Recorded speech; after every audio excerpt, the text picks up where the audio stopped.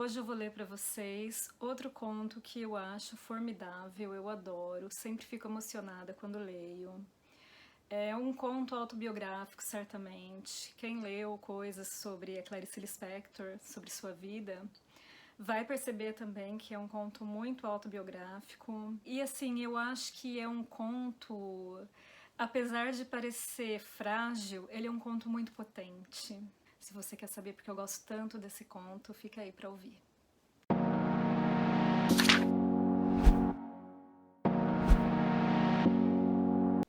Restos do carnaval. Não deste último carnaval. Mas não sei por que este me transportou para minha infância e para as quartas-feiras de cinzas nas ruas mortas onde esvoaçavam despojos de serpentina e confete. Uma ou outra beata com um véu cobrindo a cabeça e a igreja, atravessando a rua tão extremamente vazia que se segue ao carnaval. Até que viesse outro ano, e quando a festa ia se aproximando, como explicar a agitação íntima que ia me tomando? Como se enfim o mundo se abrisse de botão, que era grande rosa escarlate. Como se as ruas e praças do Recife, enfim, explicassem para que tinham sido feitas. Como se vozes humanas, enfim, cantassem a capacidade de prazer que era secreta em mim. Carnaval era meu. No entanto, na realidade, eu dele pouco participava. Nunca tinha ido a um baile infantil. Nunca me haviam fantasiado. Em compensação, deixavam-me ficar até umas 11 horas da noite à porta do pé de escada do sobrado onde morávamos, olhando ávida os outros se divertirem. 2 coisas preciosas eu ganhava então e economizava-as com avareza para durarem os 3 dias. Um lança-perfume e um saco de confete. Está se tornando difícil escrever. Porque sinto como ficarei de coração escuro ao constatar que, mesmo me agregando tão pouco alegria, eu era de tal modo sedenta que um quase nada já me tornava uma menina feliz. E as máscaras?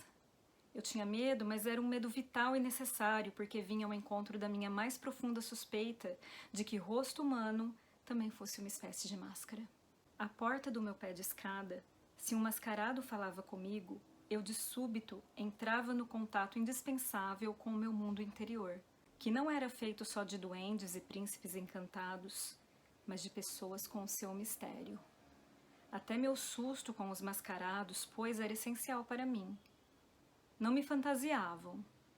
No meio das preocupações com minha mãe doente, ninguém em casa tinha cabeça para carnaval de criança. Mas eu pedi a uma de minhas irmãs para enrolar aqueles meus cabelos lisos, que me causavam tanto desgosto, e tinha então a vaidade de possuir cabelos frisados pelo menos durante 3 dias por ano. Nesses 3 dias ainda, minha irmã cedia meu sonho intenso de ser uma moça. Eu mal podia esperar pela saída de uma infância vulnerável. E pintava minha boca de batom bem forte, passando também ruge nas minhas faces. Então eu me sentia bonita e feminina.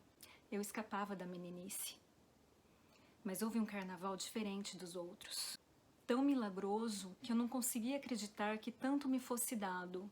Eu que já aprendera a pedir pouco. É que a mãe de uma amiga minha resolvera fantasiar a filha e o nome da fantasia era no figurino rosa. Para isso, comprara folhas e folhas de papel crepom cor-de-rosa, com as quais, suponho, pretendia imitar as pétalas de uma flor. Boquiaberta, eu assistia pouco a pouco a fantasia tomando forma e se criando. Embora de pétalas o papel crepom nem de longe lembrasse, eu pensava seriamente que era uma das fantasias mais belas que jamais vira. Foi quando aconteceu, por simples acaso, o inesperado. Sobrou papel crepom. E muito. E a mãe de minha amiga, talvez entendendo a meu apelo mudo, ao meu mudo desespero de inveja, ou talvez por pura bondade, já que sobrara papel, resolveu fazer para mim também uma fantasia de rosa com o que restara de material. Naquele carnaval, pois, pela primeira vez na vida, eu teria o que sempre quisera. Ia ser outra que não eu mesma. Até os preparativos já me deixavam tonta de felicidade. Nunca me sentira tão ocupada. Minuciosamente, minha amiga e eu calculávamos tudo.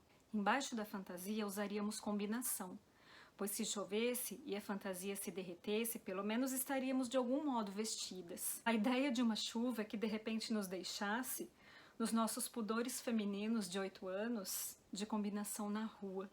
Morríamos previamente de vergonha, mas Deus nos ajudaria, não choveria. Quanto ao fato de minha fantasia só existir por causa das sobras de outra, engoli com alguma dor meu orgulho que sempre fora feroz, e aceitei humilde o que o destino me dava de esmola.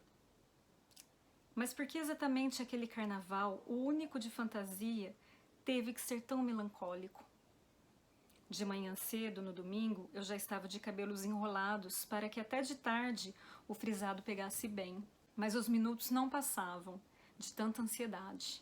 Enfim, chegaram 3 horas da tarde. Com cuidado para não rasgar o papel, eu me vesti de rosa. Muitas coisas que me aconteceram tão piores que estas eu já perdoei. No entanto, essa não posso sequer entender agora. O jogo de dados de um destino é irracional? É impiedoso. Quando eu estava vestida de papel crepom todo armado, ainda com os cabelos enrolados e ainda sem batom e ruge, minha mãe de súbito piorou muito de saúde. Um alvoroço repentino se criou em casa e mandaram-me comprar depressa um remédio na farmácia. Fui correndo vestida de rosa, mas o rosto ainda nu não tinha máscara de moça que cobriria minha tão exposta vida infantil. Fui correndo, perplexa, atônita, entre serpentinas, confetes e gritos de carnaval. A alegria dos outros me espantava. Quando horas depois a atmosfera em casa acalmou-se, minha irmã me penteou e pintou-me, mas alguma coisa tinha morrido em mim. E como nas histórias que eu havia lido sobre fadas que encantavam e desencantavam pessoas, eu fora desencantada. Não era mais uma rosa, era de novo uma simples menina. Desci até a rua e ali de pé eu não era uma flor. Era um palhaço pensativo de lábios encarnados. Na minha fome de sentir êxtase, às vezes começava a ficar alegre, mas com remorso lembrava-me do estado grave de minha mãe e de novo eu morria. Só horas depois é que veio a salvação. E se depressa agarrei-me a ela, é porque tanto precisava me salvar. Um menino de uns 12 anos, o que para mim significava um rapaz, esse menino muito bonito parou diante de mim e numa mistura de carinho, grossura, brincadeira e sensualidade, cobriu meus cabelos já lisos de confete. Por um instante ficamos nos defrontando, sorrindo, sem falar. E eu então, mulherzinha de 8 anos, considerei pelo resto da noite que enfim alguém me havia reconhecido. Eu era sim uma rosa. Eu acho que esse conto é um dos mais lindos que tem no volume Felicidade Clandestina, depois, de Felicidade Clandestina, que é o meu preferido mesmo. Mas vocês percebem que ele tem mais ou menos o mesmo ritmo, não deixa de ser uma unidade de significados e tal. Eu espero que vocês tenham gostado. Obrigada pela paciência. Até a próxima.